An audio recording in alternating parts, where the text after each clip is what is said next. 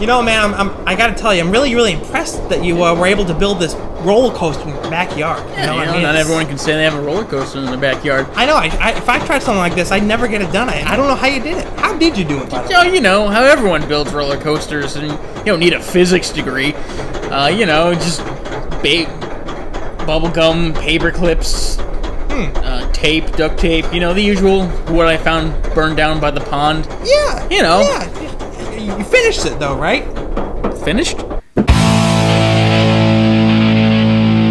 Welcome to College and Bacon. I am Jason. And I'm Eric. Thank you for liking, commenting, and subscribing. And as you can see in our short clip, we don't actually have roller coasters in our backyard. It'd be pretty cool. Probably couldn't actually build one. It would look like it was made from paper clips and bubble And gum. it probably would. Eric, on this program from time to time, you learn things about me that you've never known, things about my childhood and so on and so Naturally. forth. When I was younger, for whatever reason, I was fascinated with the idea of building a mini golf course in my backyard. Really? As a matter of fact, I did this a time or two. I'm not even kidding. A mini golf course. Now, it wasn't like, it didn't have like the nice grass and stuff. It was just kind of like obstacles in the yard, and I'd bring the putter around. But for whatever reason, I was just fascinated with having a mini golf course in the backyard. I think it was the coolest thing. It'd be good because it's your mini golf course and no one else's. But, you got to think, as people were probably driving by, they were like, what the hell is all that stuff in the yard? Because it didn't look like a mini golf course whatsoever. It was just junk all over the place. Just junk. Hey, are they having a yard sale?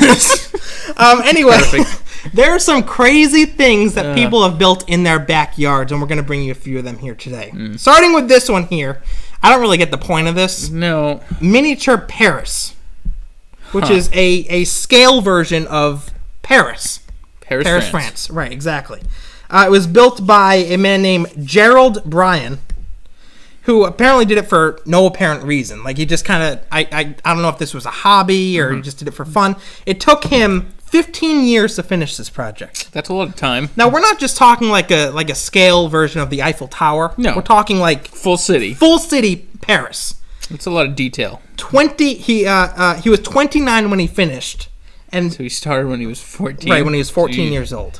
Jeez, that's dedication. Now, right there. when I was 14 years old, I was throwing things out into the yard and pretending that I had a golf course. Of course. This guy, at the age of 14 years old, started building a replica Paris. Couple things. Sure, go ahead. Well, your thoughts, Eric. A lot of time clearly went into this. Oh, yeah. I would also assume a lot of money. Now, couldn't... bear with me here. Bear with me. Is he married?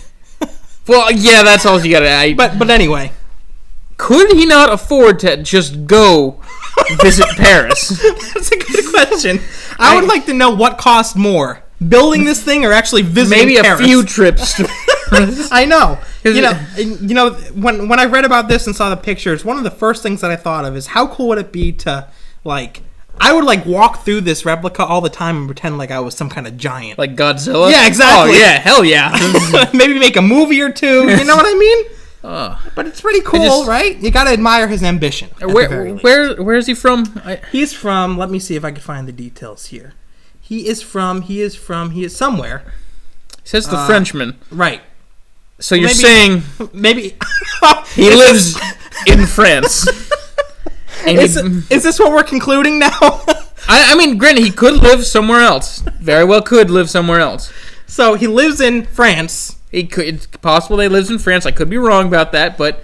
I don't know. And I honestly... I don't think I would have that kind of dedication to put that much time into something that you could go down the street to see. Yeah, I would understand a little bit more if it was in a different country. Yeah, but the fact that he's in France is odd. I don't know. All right, this one is a little bit cooler in my humble opinion. A homemade roller coaster. Oh, not built from wood and paper clips. Right, exactly. John Ivers built a handmade. Homemade roller coaster in his backyard. And as you can see, we'll play a little video here, Eric, okay?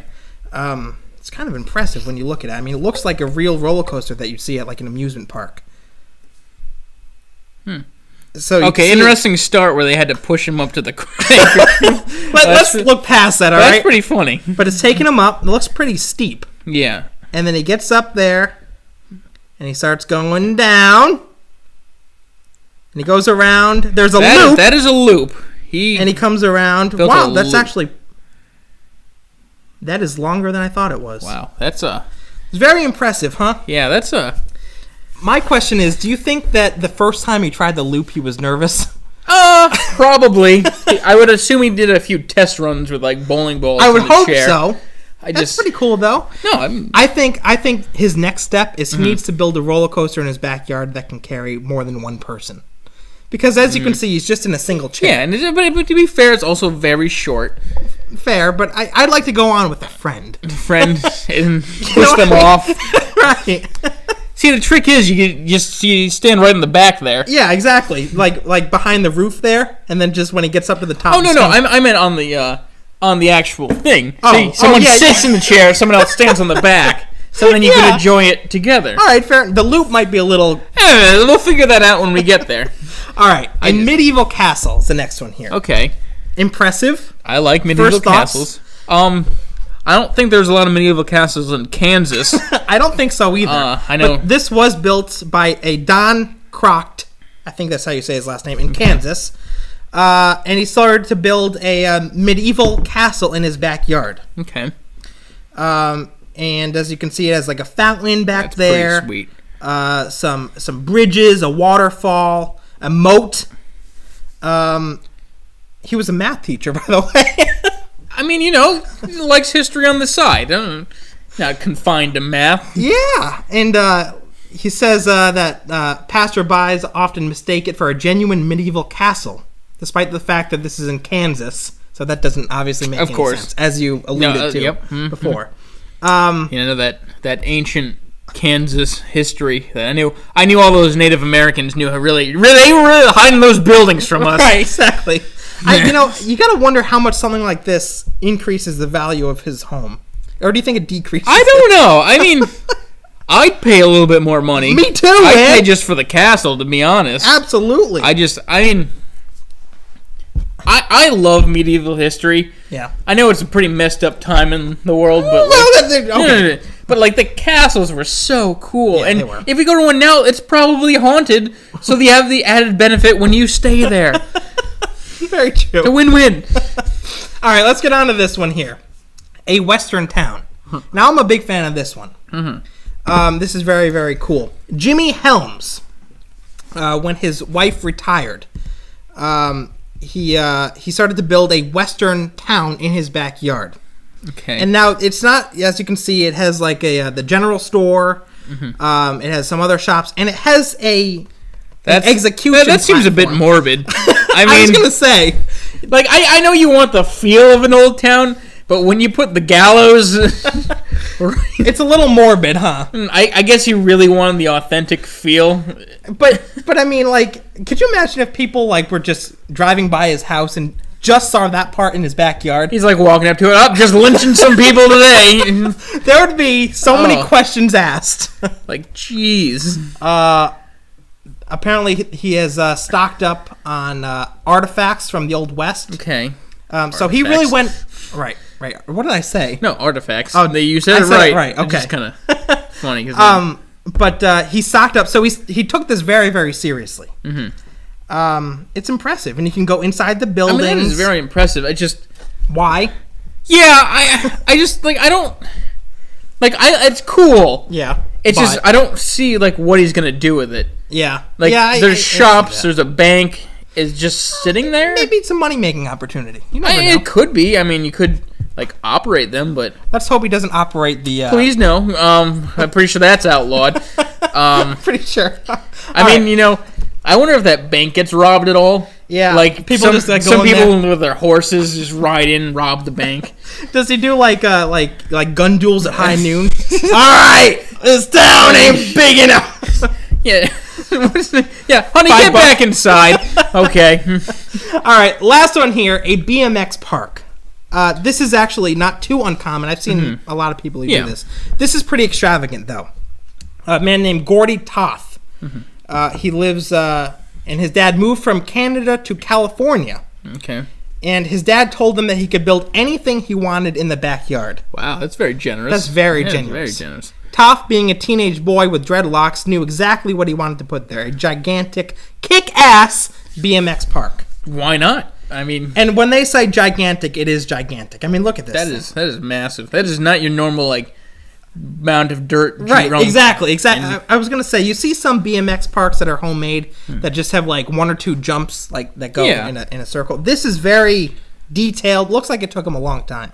Probably did. Now, I've never done this. I know there are some people that watch it on TV and are very into that. Do you at all? Oh yeah, that's Do you really? cool. I mean, I have nothing against them. I've like driven dirt bikes before off of like small jumps, but nothing like that.